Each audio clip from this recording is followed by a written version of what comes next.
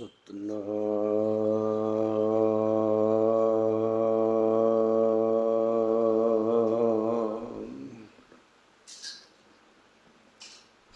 ਧੰਨ ਵਾਹਿਗੁਰੂ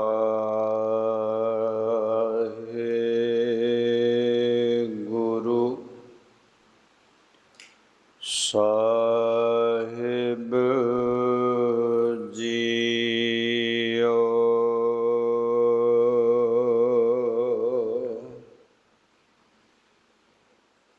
ਤੁਧੇ ਆਗੇ ਅਰਦਾਸ ਹਮਾਰੀ, ਜਿਉ ਪਿੰਡ ਸਭ ਤੇਰਾ।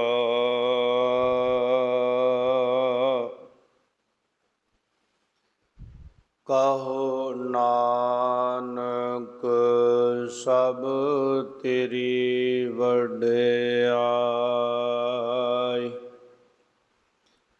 ਕੋਈ ਨਾਉ ਨਾ ਜਾਣੈ ਮੇਰਾ।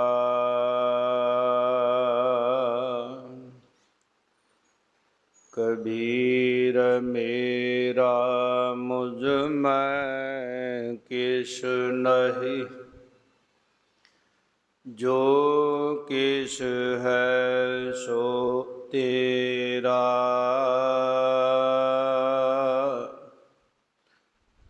ਤੇਰਾ ਤੁਝ ਕੋ ਸੌਂਪਤੇ, ਕਿਆ ਲਾਗੈ ਮੇਰਾ।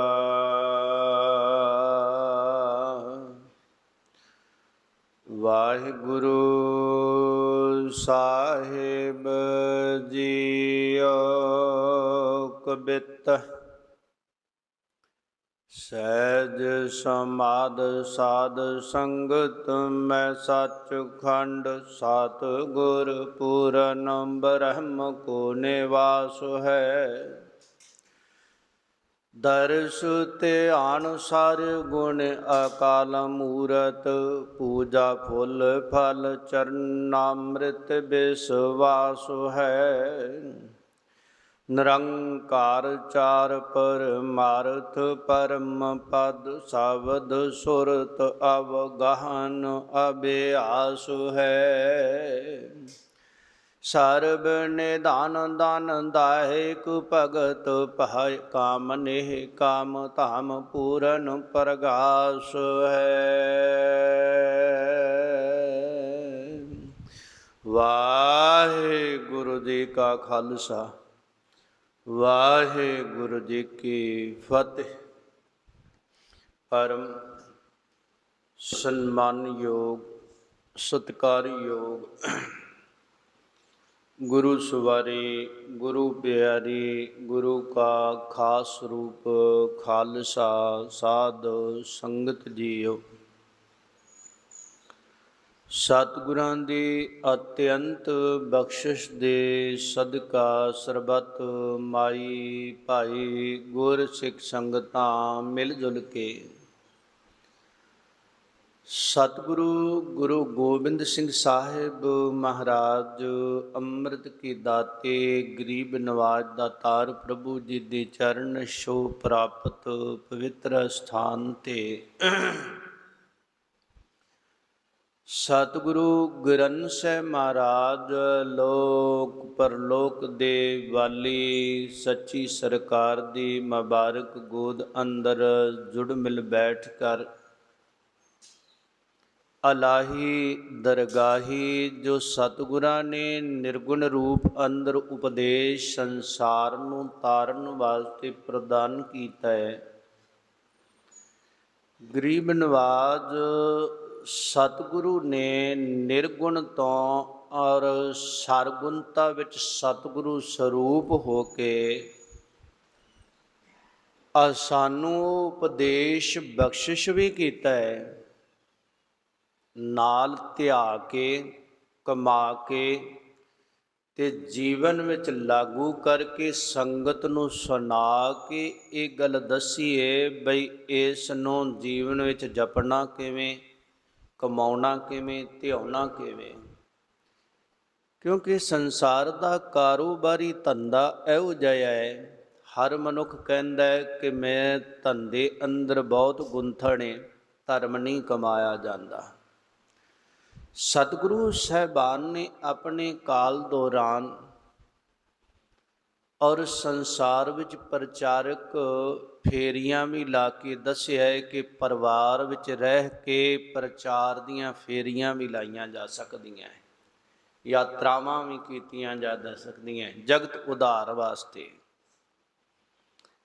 ਸਤਿਗੁਰੂ ਮਹਾਰਾਜ ਨੇ ਇਹ ਸਿੱਧਾਂ ਨਾਥਾਂ ਜੋਗੀਆਂ ਨਾਲ ਚਰਚਾਵਾਂ ਕਰਕੇ ਵੀ ਦੱਸਿਆ ਹੈ, ਜਿਨ੍ਹਾਂ ਦੇ ਹਿਰਦਿਆਂ ਵਿੱਚ ਭਰਮ ਘਰ ਕਰ ਚੁੱਕਾ ਹੈ ਔਰ ਸਾਹਮਣੇ ਹਉਮੈ ਆ ਗਈ ਏ, ਉਹ ਟਕਰਾਉਣ ਲੱਗ ਪਈ ਏ, ਉਹਨੂੰ ਵੀ ਮਿਟਾਇਆ ਜਾ ਸਕਦਾ ਹੈ, ਸ਼ਾਂਤੀ ਰੂਪ ਰਹਿ ਕੇ ਸਮਝਾਇਆ ਜਾ ਸਕਦਾ ਹੈ, ਉਹਨਾਂ ਨੂੰ ਵੀ ਮਾਰਗ ਪਾਇਆ ਜਾ ਸਕਦਾ ਹੈ। ਕੁਝ ਨੇ ਸਨਾਤਨੀਆਂ ਨੇ ਤੀਰਥਾਂ ਨੂੰ ਹੀ ਸਭ ਕੁਝ ਮੰਨ ਕੇ ਬੈਠ ਗਏ, ਇਹ ਸਮਝਾ ਦਿੱਤਾ ਬਈ ਤੀਰਥਾਂ ਤੇ ਰਹਿਣ ਨਾਲ ਭਗਵਾਨ ਨਹੀਂ, ਤੀਰਥਾਂ ਤੇ ਵਸਣ ਦਾ ਮਤਲਬ ਇਹ ਸੀ ਪਾਣੀ ਵਰਤਣ ਵਾਸਤੇ ਮਿਲ ਜਾਂਦਾ ਹੈ, ਪਾਣੀ ਅਤੀ ਜ਼ਰੂਰੀ ਹੈ, ਪਾਣੀ ਬਿਨਾਂ ਨਹੀਂ ਸਰਦਾ। ਭੋਜਨ ਤੋਂ ਬਗੈਰ ਸਾਰਿਆ ਜਾ ਸਕਦਾ ਹੈ, ਫਲ ਫੁੱਲ ਕੰਦ ਮੂਲ ਖਾਧਾ ਜਾ ਸਕਦਾ ਹੈ, ਪਰ ਪਾਣੀ ਤਾਂ ਪੀਣਾ ਪਵੇਗਾ, ਪਾਣੀ ਸਾਫ ਸਫਾਈ ਲਈ ਲੋੜੀਂਦਾ ਹੈ। ਔਰ ਇਹਨਾਂ ਗੱਲਾਂ ਨੂੰ ਲੈ ਕੇ ਰਿਸ਼ੀਆਂ ਨੇ ਭਗਤਾਂ ਨੇ ਆਪਣੀਆਂ ਕੁਟੀਆਵਾਂ ਜਿਹੜੀਆਂ ਸਨ ਉਹ ਦਰਿਆਵਾਂ ਦੇ ਨਦੀਆਂ ਦੇ ਕਿਨਾਰੇ ਬਣਾ ਲਈਆਂ, ਉੱਥੇ ਤਪ ਕਰਨ ਲੱਗ ਪਏ। ਉਹਨਾਂ ਨੂੰ ਵੀ ਸਮਝਾਇਆ ਕਿ ਇਹਨੂੰ ਹੀ ਤੁਸੀਂ ਮੁਕਤੀ ਨਾ ਮੰਨ ਕੇ ਬੈਠ ਜਾਣਾ।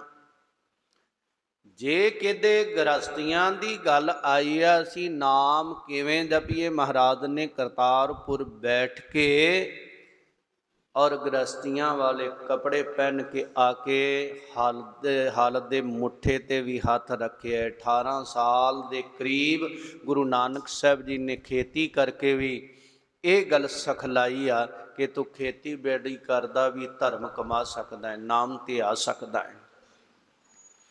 ਦੁਕਾਨ ਤੇ ਬੈਠ ਕੇ ਹੱਟ ਤੇ ਬੈਠ ਕੇ ਮਹਾਰਾਜ ਨੇ ਔਰ ਹੱਟ ਨੂੰ ਚਲਾਉਂਦਿਆਂ ਵੀ ਦਰਸਾਇਆ ਹੈ ਕਿ ਤੂੰ ਧਰਮ ਕਮਾ ਸਕਦਾ, ਹੱਟ ਤੇ ਬੈਠ ਕੇ ਵੀ ਕਮਾ ਸਕਦਾ ਹੈ। ਸਤਿਗੁਰੂ ਨੇ ਔਰ ਗੁਰੂ ਕਾਲ ਅੰਦਰ ਸਰਗੁਣਤਾ ਦੇ ਅੰਦਰ ਇਹ ਵੀ ਸਮਝਾਇਆ ਹੈ ਕਿ ਧਰਮ ਤੇਰੇ ਨਾਲ ਏ ਤੇ ਤੇਰਾ ਸੱਤ ਤੇਰੇ ਕੋਲ ਏ, ਸੱਚ ਤੇਰੇ ਕੋਲ ਏ, ਸਤਾ ਤੇਰਾ ਕੁਝ ਵਿਗਾੜ ਨਹੀਂ ਸਕਦੀ।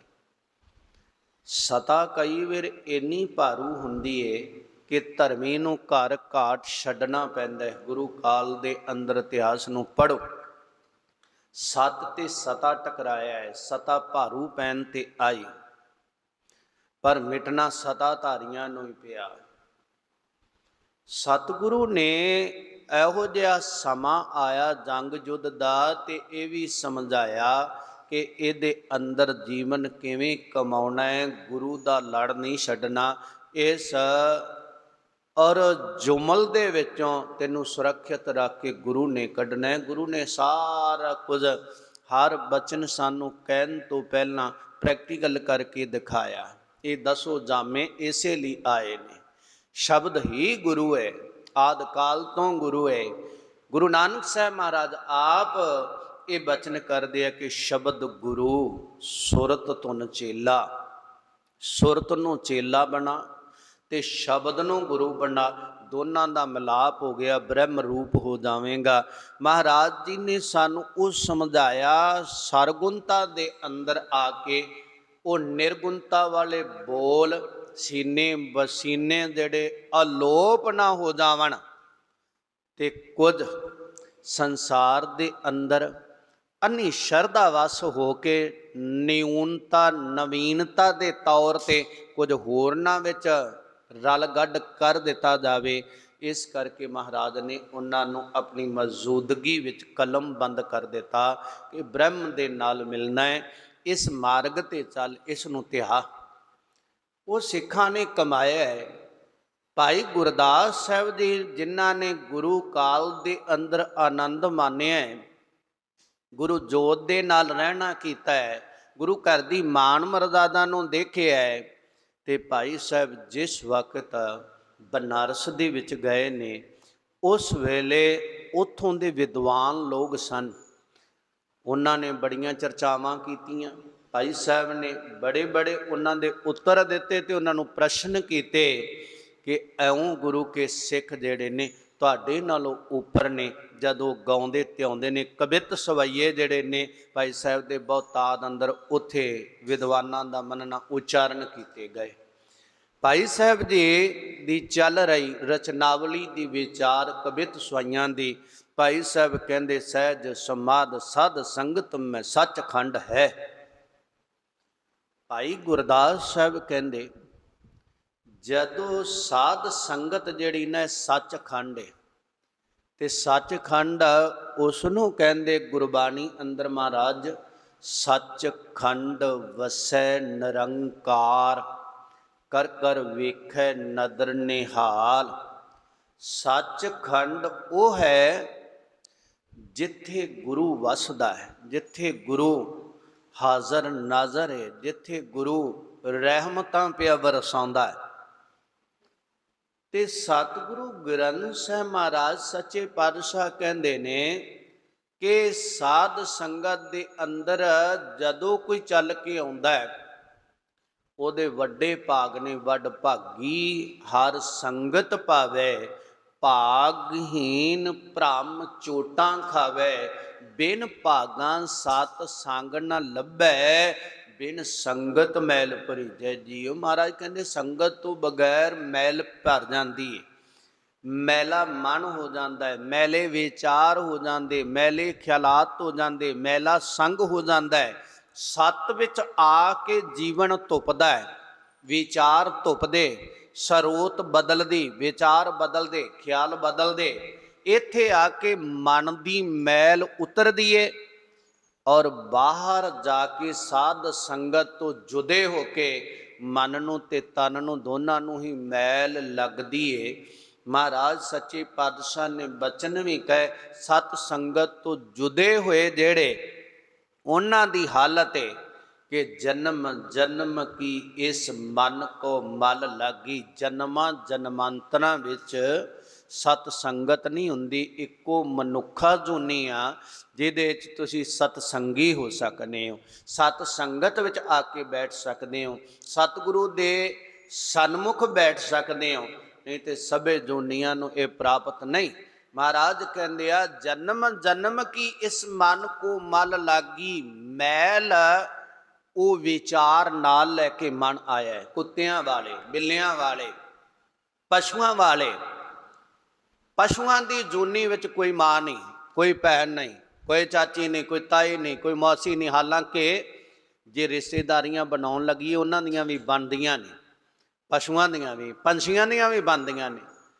ਔਰ ਆਪਾਂ ਨੂੰ ਪਤਾ ਹੁੰਦਾ ਹੈ ਫਲਾਨੀ ਮੱਝ ਦੀ ਕੱਟੀ ਆ, ਇਹ ਉਹਦੀ ਧੀ ਹੈ, ਉਹਦੀ ਧੀ ਉਹ ਇਹਦੀ ਨਾਨੀ ਹੈ, ਪੜਨਾਨੀ ਐ, ਐਂ ਕਰਕੇ ਬਣ ਜਾਂਦੀਆਂ ਬਣਾਈਏ। ਹਾਲਾਂਕਿ ਉਹਨਾਂ ਕੋਲੇ ਸੂਝ ਨਹੀਂ, ਕੋਈ ਨਹੀਂ। ਤੇ ਬਹੁਤਾਤ ਅੰਦਰ ਉਹ ਸੰਸਕਾਰ ਸਤ ਸੰਗਤ ਤੋਂ ਜੁਦੇ ਹੋ ਕੇ ਮਨੁੱਖਤਾ ਵਿੱਚ ਅੱਜ ਮਿਲ ਰਹੇ ਨੇ। ਅਖਬਾਰਾਂ ਭਰੀਆਂ ਪਈਆਂ ਨੇ। ਕਿਸ ਨੇ ਮੰਨਿਆ ਬਈ ਇਹ ਮੇਰੀ ਭੈਣ ਆ, ਇਹ ਮੇਰੇ ਚਾਚੇ ਦੀ ਕੁੜੀ, ਇਹ ਮੇਰੇ ਤਾਏ ਦੀ ਲੜਕੀ ਹੈ, ਇਹ ਮੇਰੇ ਮਾਮੇ ਦੀ ਲੜਕੀ, ਰਿਸ਼ਤੇਦਾਰੀ 'ਚ ਮੇਰੀ ਭੈਣ, ਇਹ ਮੇਰੀ ਚਾਚੀ, ਇਹ ਮੇਰੀ ਮਾਸੀ ਆ। ਕਿਸੇ ਨੇ ਨਹੀਂ ਮੰਨਿਆ। ਪਸ਼ੂ ਬਿਰਤੀ, ਪਸ਼ੂ ਹੈ ਤਾਂ ਮਨੁੱਖ, ਹੈ ਤਾਂ ਦੋ ਲੱਤਾਂ ਵਾਲਾ ਮਨੁੱਖ। ਪਰ ਵਿਦਵਾਨ ਕਹਿੰਦੇ ਜਦੋਂ ਮਨੁੱਖ ਸਰੀਰਾਂ ਦੀ ਘਾੜਤ ਘੜੀ ਜਾ ਰਹੀ ਸੀ ਨਾ, ਕਹਿਣ ਲੱਗੇ ਉਸ ਵੇਲੇ ਔਰ ਬਣਾਉਂਦਿਆਂ ਨਾ ਚਾਰ ਪਾਏ ਪਸ਼ੂ, ਤੇ ਜਿਹੜਾ ਬਣਾਉਣ ਹਾਰਾ ਇਹਨਾਂ ਦਾ ਸੀ ਵਿਧਾਤਾ, ਉਹਨੇ ਦੋ ਲੱਤਾਂ ਇਹਨਾਂ ਨੂੰ ਸਿੱਧੇ ਦੇ ਕਰ ਦਿੱਤਾ। ਜਿਹੜੇ ਚਾਰ ਪਾਵਾਂ ਸੀ ਨਾ ਉਹਨਾਂ ਨੂੰ ਸਿੱਧੇ ਕਰ ਦਿੱਤਾ। ਬਈ ਜੇ ਹੁਣ ਪਸ਼ੂ ਨੂੰ ਸਿੱਧਾ ਕਰ ਦਈਏ ਉਹਦੇ ਦੋ ਲੱਤਾਂ ਉੱਪਰ ਹੋ ਹੀ ਜਾਣੀਆਂ ਨਾ। ਉਹਦੇ ਹੱਥ ਲਾਤੇ, ਉਹਨੇ ਹੱਥ ਲਾ ਦਿੱਤੇ ਤੇ ਕੀ ਲਾਉਣਾ ਭੁੱਲ ਗਿਆ, ਇੱਕ ਸਿੰਗ ਕੱਟ ਦਿੱਤੇ ਤੇ ਇੱਕ ਪੂਛ ਕੱਟ ਦਿੱਤੀ। ਤੇ ਉਸ ਨੂੰ ਵਿਦਵਾਨ ਕਹਿੰਦੇ ਆ, ਵਿਦ ਨੇ ਪਸ ਘੜ ਤੇ ਨਰ ਕੀਏ। ਵਿਧਾਤਾ ਨੇ ਪਸ਼ੂ ਬਣਾਉਂਦਿਆਂ ਬਣਾਉਂਦਿਆਂ ਮਨੁੱਖ ਬਣਾ ਦਿੱਤੇ। ਵਿਦ ਨੇ ਪਸ ਘੜ ਤੇ ਨਰ ਕੀਏ, ਬਿਸਰੇ ਭੁੱਲ ਗਏ ਸਿੰਘ ਅਰ ਪੂਛ। ਸਿੰਘ ਤੇ ਪੂਛ ਭੁੱਲ ਗਈ ਇਹਨਾਂ ਦੇ ਲਾਉਣੀ। ਔਰ ਕਹਿੰਦੇ ਜੇ ਮਨੁੱਖ ਆਖੇ ਮੇਰੀਆਂ ਦੋ ਬਾਹਾਂ ਨੇ, ਦੋ ਲੱਤਾਂ ਨੇ, ਦੇਖੋ ਮੇਰੇ ਦਾੜਾ ਵੀ ਏ, ਮੁਸ਼ਹਿਰੇ ਵੀ ਆ, ਤੇ ਮੈਂ ਬੜਾ ਜਿਹੜਾ ਸੋਹਣਾ ਸੁੰਦਰ ਦਿਸਦਾ ਹੈ, ਤੇ ਮੈਂ ਕਿਉਂ ਨਹੀਂ ਮਨੁੱਖ।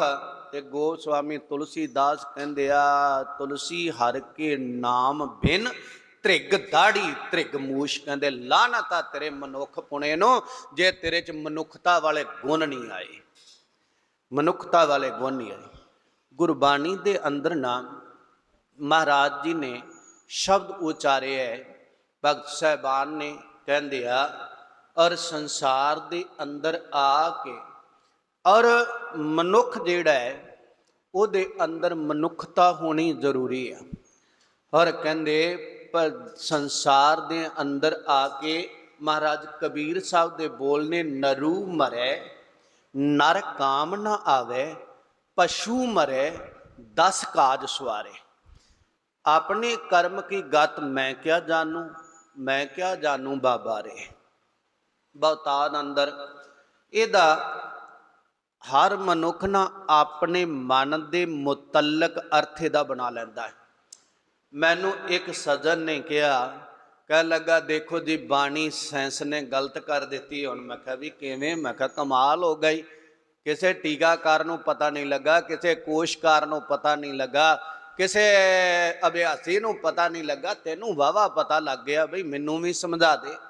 ਕਹਿੰਦਾ ਜੀ ਦੇਖੋ ਬਾਣੀ ਕਹਿੰਦੀ ਹੈ ਬਈ ਮਨੁੱਖ ਕਿਸੇ ਕੰਮ ਨਹੀਂ ਆਉਂਦਾ, ਔਰ ਪਸ਼ੂ ਜਿਹੜੇ ਉਹਦੇ ਹੱਡ ਵੀ ਕੰਮ ਆਉਂਦੇ ਨੇ, ਚੰਮ ਵੀ ਕੰਮ ਆਉਂਦਾ ਹੈ, ਦੁੱਧ ਵੀ ਦਿੰਦਾ ਹੈ, ਵਿਕਦਾ ਵੀ ਹੈ। ਪਰ ਮਨੁੱਖ ਕਹਿੰਦੇ ਬਈ ਇੱਕ ਦੁੱਕੀ ਦਾ ਨਹੀਂ, ਪਰ ਅੱਜ ਮਨੁੱਖਾਂ ਦੀਆਂ ਕਿਡਨੀਆਂ ਵਿਕਦੀਆਂ, ਗੁਰਦੇ ਬਦਲੇ ਜਾਂਦੇ, ਅੱਖਾਂ ਬਦਲੀਆਂ ਜਾਂਦੀਆਂ, ਖੂਨ ਬਦਲਿਆ ਜਾਂਦਾ, ਹੱਟ ਬਦਲਿਆ ਜਾਂਦਾ, ਬਹੁਤ ਕੁਝ ਉਹਨੇ ਮੈਨੂੰ ਗਿਣਾਤਾ। ਮੈਂ ਕਿਹਾ ਵੀ ਗੱਲ ਤਾਂ ਤੇਰੀ ਇਹ ਵੀ ਠੀਕ ਆ, ਕੁਝ ਹੱਦ ਤੱਕ ਮੈਂ ਕਿਹਾ ਇਹਨੂੰ ਠੁਕਰਾਇਆ ਨਹੀਂ ਜਾ ਸਕਦਾ, ਪਰ ਜੋ ਮਹਾਰਾਜ ਨੇ ਸਾਨੂੰ ਸਮਝਾਉਣਾ ਚਾਹਿਆ ਹੈ ਨਾ, ਮੈਂ ਕਿਹਾ ਬਈ ਉਸ ਗੱਲ ਨੂੰ ਸਮਝ। ਮਹਾਰਾਜ ਸਾਨੂੰ ਸਮਝਾਉਂਦੇ, ਨਰੂ ਮਰੈ ਨਰ ਕਾਮ ਨਾ ਆਵੇ, ਪਸ਼ੂ ਮਰੈ 10 ਕਾਜ ਸਵਾਰੇ। ਮੈਂ ਕਿਹਾ ਮਹਾਰਾਜ ਕਹਿੰਦੇ ਆ ਬਈ ਸਜਣਾ ਜਿਹਦੇ ਵਿੱਚੋਂ ਨਰ ਪੁਣਾ, ਨਰ ਕਿਹਨੂੰ ਕਹਿੰਦੇ ਆ? ਮਨੁੱਖਤਾ, ਇਨਸਾਨੀਅਤ, ਹਵਾਨੀਅਤ ਨਾ ਜਿਹਦੇ ਅੰਦਰ ਹੋਵੇ।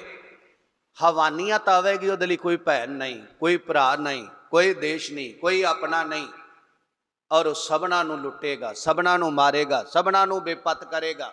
ਉਹਦੇ ਅੰਦਰੋਂ ਜਿਹਦੇ ਕਹਿੰਦੇ ਬਈ ਮਨੁੱਖਤਾ ਮਰ ਗਈ, ਮਨੁੱਖਤਾ ਮਰ ਗਈ, ਕਹਿੰਦੇ ਉਹ ਪਸ਼ੂ ਹੈ, ਜਿਉਂਦਾ ਹੀ ਪਸ਼ੂ ਹੈ। ਬੇਸ਼ੱਕ ਉਹਦੇ ਕੋਲ ਮਨੁੱਖਾਂ ਵਾਲਾ ਸਰੀਰ ਹੈ, ਅਗਰ ਉਸ ਦੇ ਅੰਦਰ ਚੱਲਦਿਆਂ ਜੀਵਨ ਵਿੱਚੋਂ ਜਿਹੜੀ ਪਸ਼ੂ ਬਿਰਤੀ ਹੈ ਨਾ, ਔਰ ਉਹ ਮਾਰ ਲਈ, ਤੇ ਫਿਰ 10 ਕਾਜ ਸਵਾਰੇ, 5 ਕਰਮ ਇੰਦਰੇ, 5 ਗਿਆਨ ਇੰਦਰੇ, ਇਹਨਾਂ ਨੂੰ ਸਵਾਰ ਲੈਂਦਾ ਹੈ।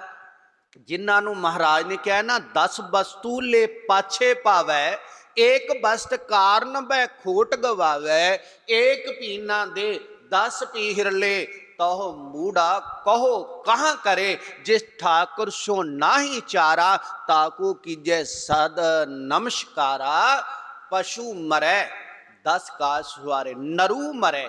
ਜੇ ਮਨੁੱਖਤਾ ਅੰਦਰੋਂ ਮਰ ਗਈ ਨਾ, ਮਨੁੱਖਤਾ ਵਾਲੇ ਖਿਆਲ, ਮਨੁੱਖਤਾ ਵਾਲੇ ਔਰ ਜਿਹੜੇ ਸੀ ਇਨਸਾਨੀਅਤ ਵਾਲੇ ਵਿਚਾਰ ਮਰ ਗਏ ਅੰਦਰੋਂ, ਤੇ ਬੇਸ਼ੱਕ ਉਹ ਆਖੇ ਬਈ ਮੈਂ ਇਨਸਾਨ, ਇਨਸਾਨ ਦੇ ਅੰਦਰ ਦਇਆ ਨਹੀਂ, ਧਰਮ ਨਹੀਂ, ਸ਼ੁਭ ਗੁਣ ਨਹੀਂ, ਅਵਗੁਣਾਂ ਦਾ ਭਰਿਆ ਹੈ, ਔਰ ਉਹਦਾ ਕੋਈ ਆਪਣਾ ਨਹੀਂ। ਕੁੱਤਿਆਂ ਦੀ ਤਰ੍ਹਾਂ ਕੱਟਦਾ ਫਿਰਦਾ, ਪਸ਼ੂਆਂ ਦੀ ਤਰ੍ਹਾਂ ਮਾਰਦਾ ਫਿਰਦਾ ਹੈ, ਔਰ ਇੱਜ਼ਤ ਲਾਲਾਮ ਆਪਣੀ ਵੀ ਦੂਜਿਆਂ ਦੀ ਵੀ ਕਰਦਾ ਫਿਰਦਾ ਹੈ।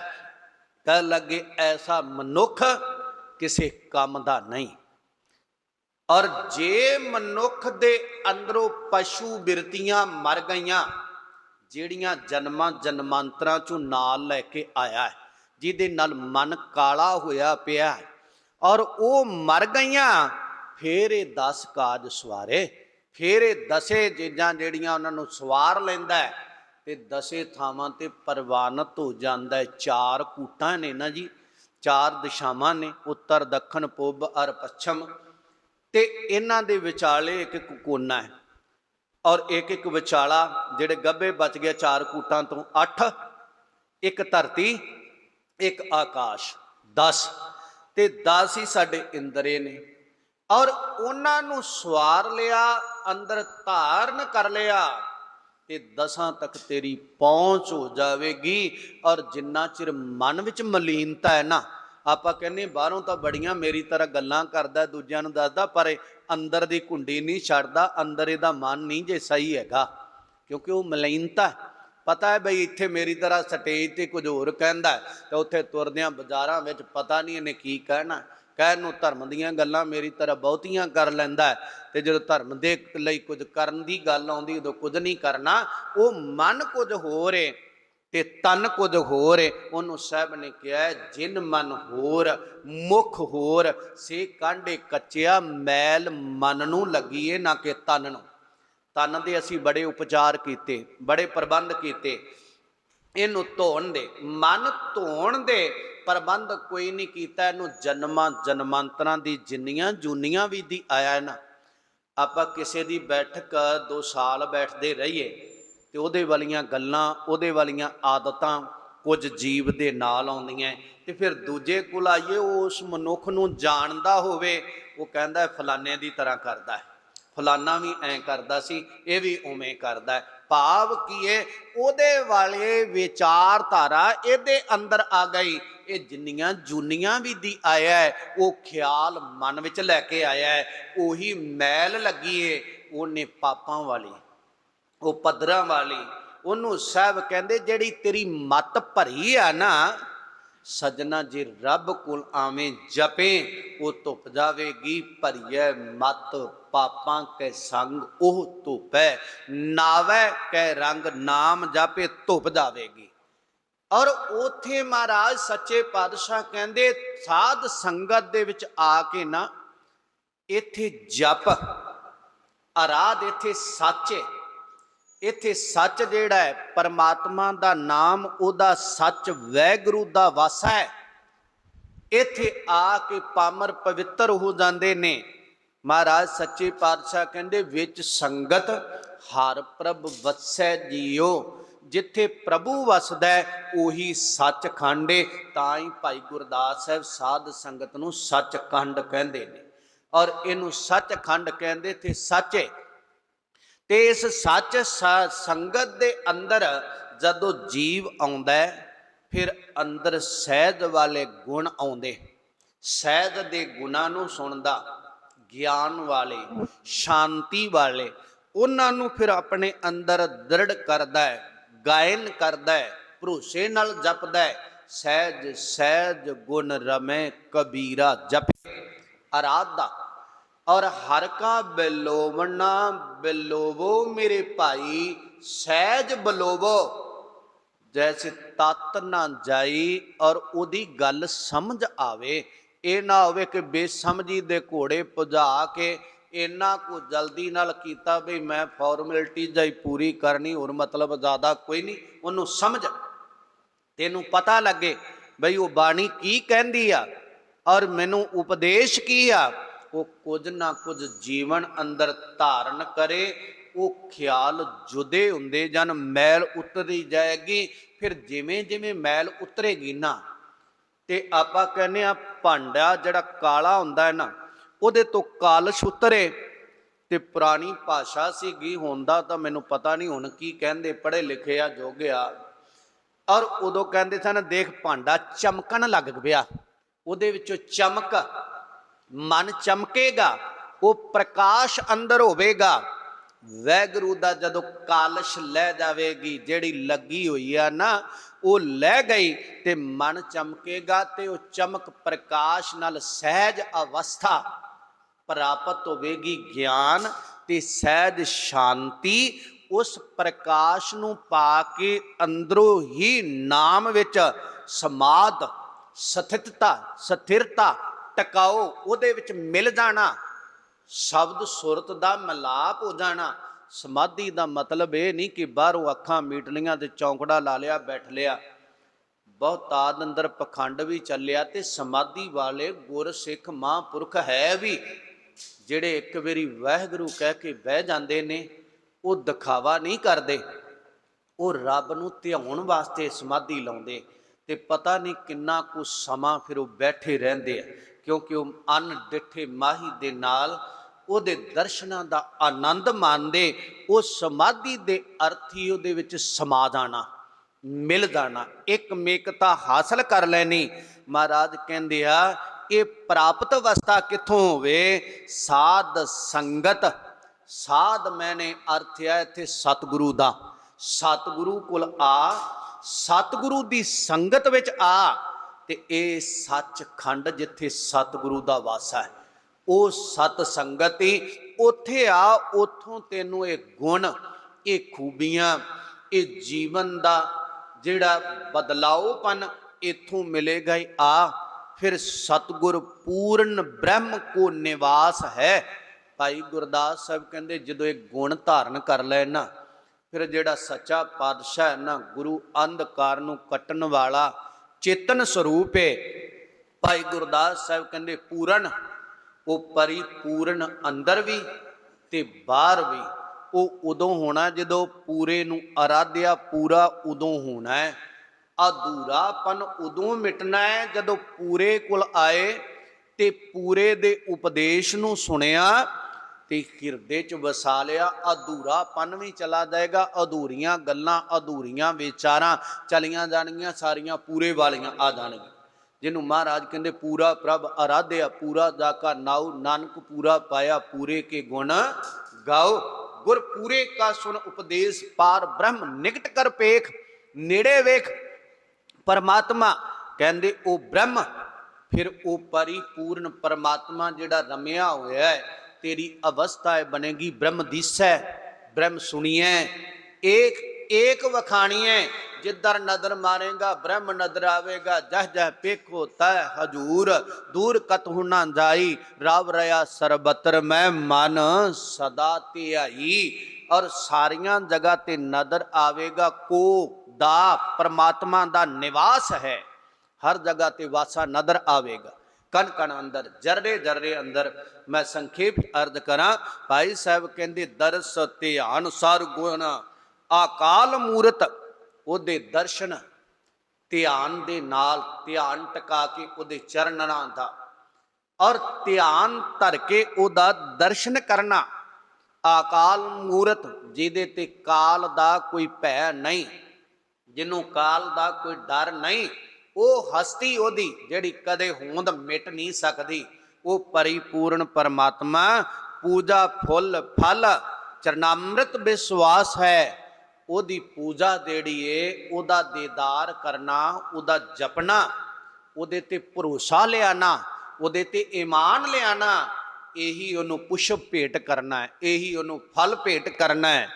ਬਾਹਰੋਂ ਤਾਂ ਫੁੱਲਾਂ ਦੀਆਂ ਮਾਲਾ ਚੜਾਈ ਜਾਂਦੇ ਆ, ਬਾਹਰੋਂ ਤਾਂ ਫੁੱਲਾਂ ਜਿਹੜੇ ਸਿੱਟੀ ਜਾਂਦੇ ਆ, ਔਰ ਪਿਆਰਿਓ ਬੜੇ ਫਲ ਵੰਡੀ ਜਾਂਦੇ ਆ, ਪਰ ਅੰਦਰ ਮਨ ਵਿੱਚ ਭਰੋਸਾ ਨਹੀਂ ਉਹਦੇ ਤੇ।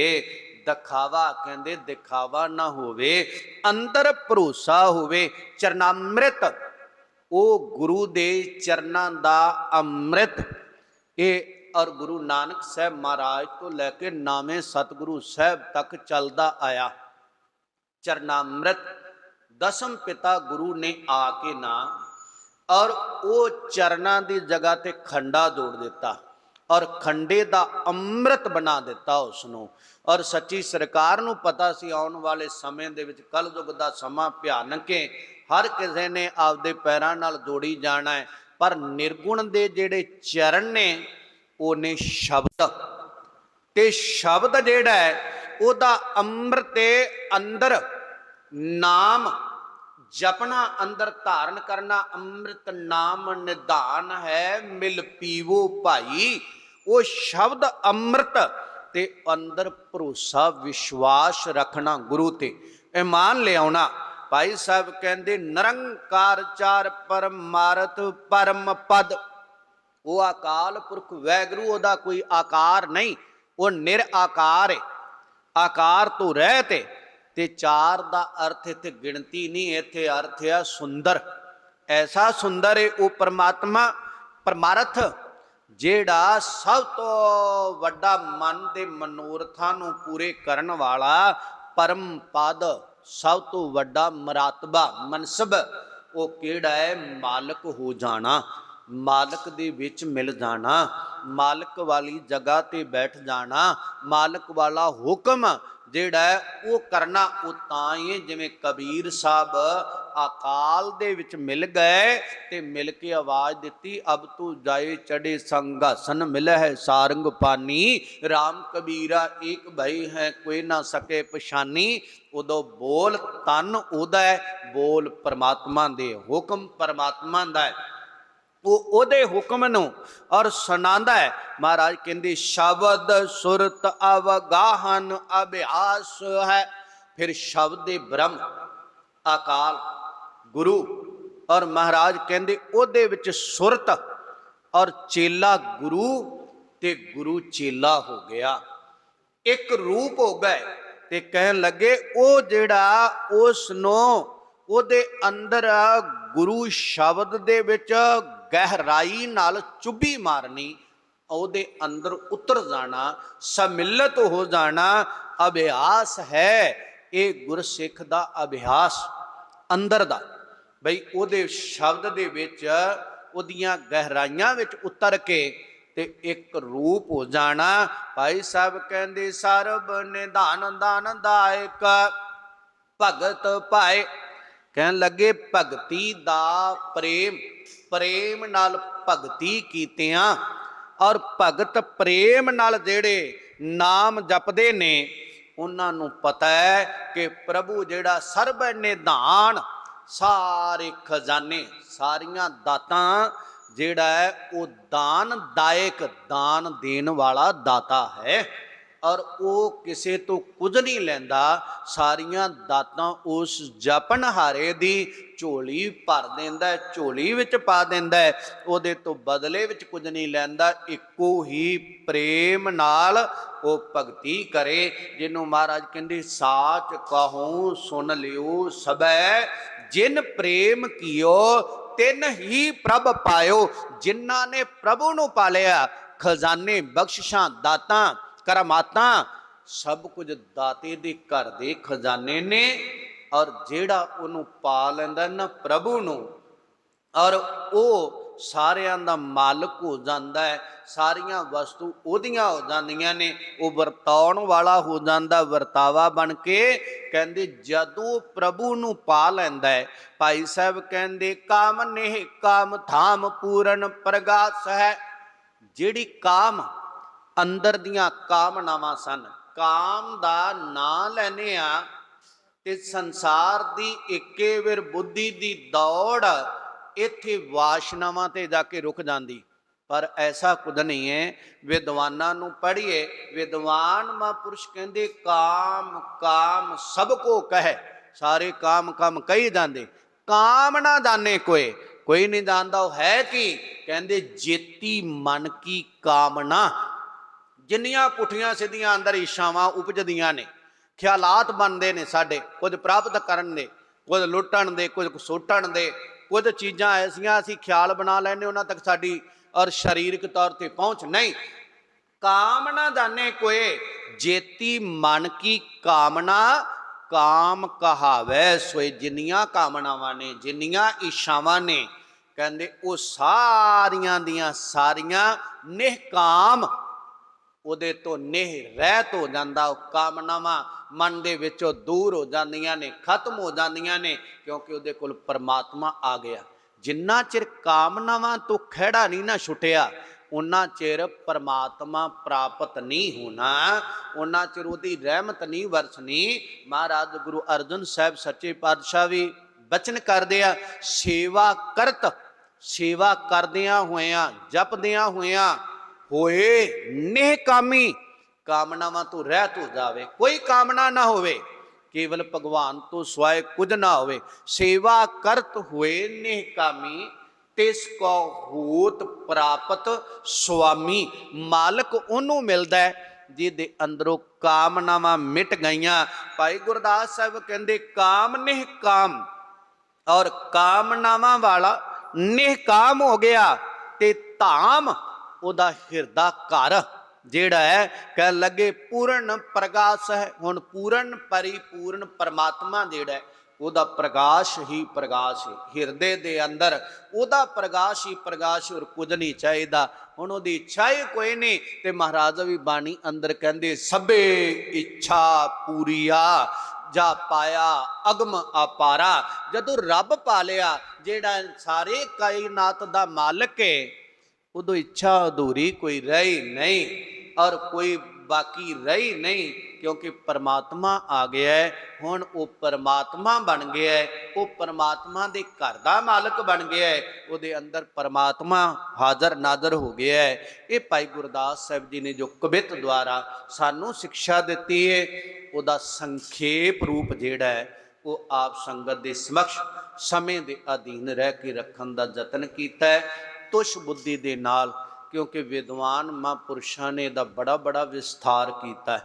ਇੱਕ ਇੱਕ ਭਾਈ ਸਾਹਿਬ ਦਾ ਬੋਲ ਹੈ, ਪਤਾ ਨਹੀਂ ਇਹਦੇ ਤੇ ਕਿੰਨੇ ਕਿੰਨੇ ਪ੍ਰਮਾਣ ਦਿੱਤੇ ਜਾ ਸਕਦੇ ਨੇ, ਤੇ ਵਿਦਵਾਨਾਂ ਨੇ ਕਿੰਨੇ ਕੁ ਪ੍ਰਮਾਣ ਦਿੱਤੇ ਹੋਏ ਨੇ, ਤੇ ਕਿੰਨਾ ਕੁ ਇਹਦਾ ਵਿਸਥਾਰ ਹੈ। ਪਰ ਜਿਹੜੀ ਗੁਰਮੁਖੋ ਗੁਰਮਤ ਹੈ ਨਾ, ਗੁਰਮਤ ਜਿੰਨੀ ਮਰਜ਼ੀ ਕੋਈ ਵਿਦਵਤਾ ਪੜ੍ਹ ਲਵੇ ਤੇ ਵਿਦਵਾਨ ਬਣ ਜਾਵੇ, ਕੋਈ ਮਾਈ ਕਾ ਲਾਲ ਨੇ ਜਨਮਿਆ ਜਿਹੜਾ ਕਹਿ ਦੇਵੇ ਬਈ ਜਿਹੜੇ ਮੈਂ ਇਸ ਸ਼ਬਦ ਦੇ ਅਰਥ ਕਰ ਦਿੱਤੇ ਤੇ ਲਿਖ ਦਿੱਤੇ ਨੇ ਇਹ ਉਹਨੇ ਹੋਰ ਨਹੀਂ, ਉਹ ਨਹੀਂ ਕਹਿ ਸਕਦਾ। ਕਿਉਂਕਿ ਮੇਰੇ ਵਰਗੇ ਮੂਰਖ ਨੇ ਤਾਂ ਡੀਂਗਾ ਮਾਰਨੀਆਂ ਹੀ ਹੁੰਦੀਆਂ ਨੇ, ਪਰ ਵਿਦਵਾਨ ਜਿਹੜਾ ਹੈ ਨਾ ਉਹ ਨਹੀਂ ਇਹ ਗੱਲ ਕਹਿੰਦਾ। ਉਹਨੂੰ ਪਤਾ ਹੈ ਜੇ ਮੈਂ ਹੀ ਇਹਦਾ ਖੀਰਲਾ ਅਰਥ ਕਰ ਗਿਆ ਉਦੋਂ ਅੱਗੇ ਕੋਈ ਨਹੀਂ, ਫਿਰ ਮੇਰੀ ਬੁੱਧੀ ਵੱਡੀ ਤੇ ਸ਼ਬਦ ਛੋਟਾ, ਗੁਰੂ ਵੱਡਾ। ਔਰ ਜੇ ਸਾਡੀ ਬੁੱਧੀ ਨੇ ਉਹਦਾ ਆਦ ਅੰਤ ਓੜਕ ਲੱਭ ਲਿਆ, ਫਿਰ ਉਹ ਛੋਟਾ ਪੈ ਗਿਆ, ਬੁੱਧੀ ਵੱਡੀ, ਬਈ ਉਹਦਾ ਵੀ ਖੀਰ ਲੱਭ ਲਿਆ। ਇੱਕ ਦਿਨ ਤਾਂ ਫਿਰ ਉਹ ਡੰਕੇ ਦੀ ਚੋੜ ਤੇ ਕਹਿ ਦੇਗਾ ਮੈਂ ਗੁਰੂ ਦਾ ਜਿਹੜਾ ਅਖੀਰ ਲੱਭ ਲਿਆ, ਪਰ ਅਖੀਰ ਕੋਈ ਨਹੀਂ ਲੱਭ ਸਕਦਾ। ਇਹਦਾ ਬੜਾ ਵਿਸਥਾਰ ਹੈ। ਕਈ ਜਨਮ ਕਰੋੜਾਂ ਧਾਰ ਕੇ ਆਈਏ ਤੇ ਗਾਈਏ ਧਿਆਈਏ ਵਿਚਾਰ ਕਰੀਏ, ਔਰ ਪਿਆਰਿਓ ਫੇਰ ਵੀ ਇਹਦਾ ਅੰਤ ਨਹੀਂ। ਗੁਰੂ ਏਡਾ ਵੱਡਾ ਆ। ਸਤਿਗੁਰੂ ਜਿੰਨੀ ਕੁਝ ਕਿਸੇ ਨੂੰ ਬੁੱਧੀ ਬਖਸ਼ਦੇ ਨੇ, ਜਿੰਨੀ ਕਿ ਦਾਤ ਬਖਸ਼ਦੇ ਨੇ, ਉਹਨਾਂ ਕੋ ਪੜ੍ਹਦਾ ਪੜ੍ਹਾਉਂਦਾ ਸੁਣਦਾ ਸੁਣਾਉਂਦਾ ਹੈ। ਜਿੰਨੀ ਕੁ ਸਤਿਗੁਰੂ ਉਹਦੇ ਤੇ ਰਹਿਮਤ ਕਰਦੇ, ਜਿੰਨਾ ਕੁ ਸਤਿਗੁਰੂ ਬੁਲਾਉਂਦੇ ਨੇ ਕਿਰਪਾ ਕਰਕੇ ਸਾਧ ਸੰਗਤ ਜੀ, ਉਹਨਾਂ ਦੀ ਕਿਰਪਾ ਨਾਲ ਉਨੀ ਕੁ ਆਪਾਂ ਵਿਚਾਰ ਕਰਦੇ ਹਾਂ, ਉਨੀ ਕੁ ਵਿਚਾਰ ਸੁਣਦੇ ਹਾਂ। ਉਹਨਾਂ ਦੀ ਕਿਰਪਾ ਹੋਵੇ ਸਾਡੇ ਜੀਵਨ ਅੰਦਰ ਉਤਰੇ ਤੇ ਸਾਡੇ ਜੀਵਨ ਵਿੱਚ ਬਦਲਾਓ ਆਵੇ। ਸਤਿਗੁਰੂ ਰਹਿਮਤ ਕਰਨ। ਇੰਨੀਆਂ ਕੁ ਬੇਨਤੀਆਂ ਪ੍ਰਵਾਨ। ਬੇਅੰਤ ਭੁੱਲਾਂ ਦੀ ਖਿਮਾ। ਸਾਹਿਬ ਦੇ ਬਚਨ ਜਾਨ। ਸਤਿਗੁਰੂ ਕੀ ਸੰਗਤ ਨੇ ਹਿਰਦਿਆਂ 'ਚ ਵਸਾਵਣਾ, ਜੀਵਨ ਅੰਦਰ ਬਦਲਾਓ ਲਿਆਉਣ ਦਾ ਯਤਨ ਕਰਨਾ, ਗੁਰੂ ਗੁਰੂ ਜਪਣਾ, ਆ ਸਾਡਾ ਆਇਆ ਸਫਲਾ ਹੋ ਸਕੇ। ਇੰਨੀਆਂ ਕੁ ਬੇਨਤੀਆਂ ਪ੍ਰਵਾਨ ਕਰਨੀਆਂ। ਅਰਦਾਸ ਅੰਦਰ ਸ਼ਾਮਲ ਹੋਈਏ ਜੀ। ਵਾਹਿਗੁਰੂ ਜੀ ਕਾ ਖਾਲਸਾ, ਵਾਹਿਗੁਰੂ ਜੀ ਕੀ ਫਤਿਹ।